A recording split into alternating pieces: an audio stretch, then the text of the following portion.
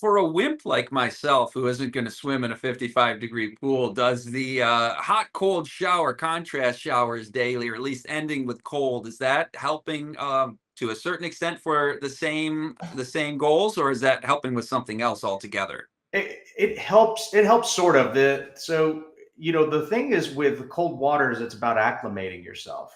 So, when I first did cold plunges, I could be in a cold pool or an ice bath for a little bit, but over time you get used to it. So I do like when I've been sick, the hot and cold showers are wonderful, especially getting it on your chest, especially getting things tightened up. It actually sometimes even helps with congestion. But the cold water therapy, the swimming and things like that, that's really good for overall systemic inflammation. So that's kind of the way you have to think about it. They are doing two different things, and it just depends on how long you stay in the water, how much you heat up. But if you have a sauna, I mean, if you're, again, northern latitudes, there's people who live in Greenland, Iceland, all the Nordic countries in Scandinavia. They have the highest per capita of saunas, and they a lot of times they'll go in the sauna and roll in the snow and come back in the sauna, and they do that all the time. And again, it's how long you're doing each and the temperature gradient between the disparity between the temperature. And there's something called the Russian bath where you plunge in ice and then you go into a hot sauna over and over again. So there are ways to sort of manipulate it to get different effects out of it. Yeah, yeah. Well, that's not something you're going to hear from your pediatrician when you take your kid to the doctor. Typically, you're not going to hear that from your primary care physician at a mainstream medical clinic, which you said chiropractic is one tool among many that Yes. we have in natural medicine to address the issues and symptoms that we're facing. And one of the perspectives of Barbara O'Neill that I just so appreciate is that to a great extent, the body is healing itself, and you just create the right conditions Yes.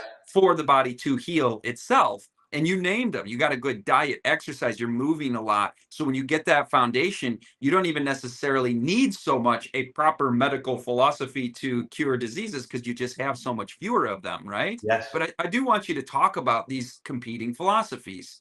What are the advantages of each, disadvantages of each? Sure. Tell us about allopathic medicine versus natural medicine schools of thought. Well, one of the things that's important to note that with allopathic medicine, the reason why it's called allopathic medicine comes from the word allos, which means opposed or against. And the idea is that you are to find a drug, a substance that opposes whatever symptoms you see. Now, a lot of the symptoms that you see are things that the body's actually doing. So, for example, if you have a rash, a dermatologist may not actually treat the rash per se. They will give you an immune suppressant which stops the rash from happening, even though no one's exactly sure what's causing it. Sometimes they are. Sometimes it's a fungus. Sometimes it's bacteria. But a lot of times, what we do in allopathic medicine is our job is to suppress, suppress, suppress, suppress. In chiropractic and other natural remedies, the idea is to enhance what the body is already doing. So, for example, if someone has a skin rash, the question would be from a natural perspective is, well, what's going into their body? What are they taking into their body that is the cause? Is it a food allergy? Is it something that they were injected with? Is it a medication that they took that their body's reacting to? Is it actually a skin condition that they got from some unsanitary place? And if it is, how do we address that? And often the goal is to treat from the inside out when it comes to that, how to correct the diet, how to find those type of things. So it's getting the body to do what it's naturally designed to do. Versus in allopathic medicine, it's like, hey, we have the drugs. We're going to do whatever we can to suppress, to change, to augment, to wreck the biological system to fix it.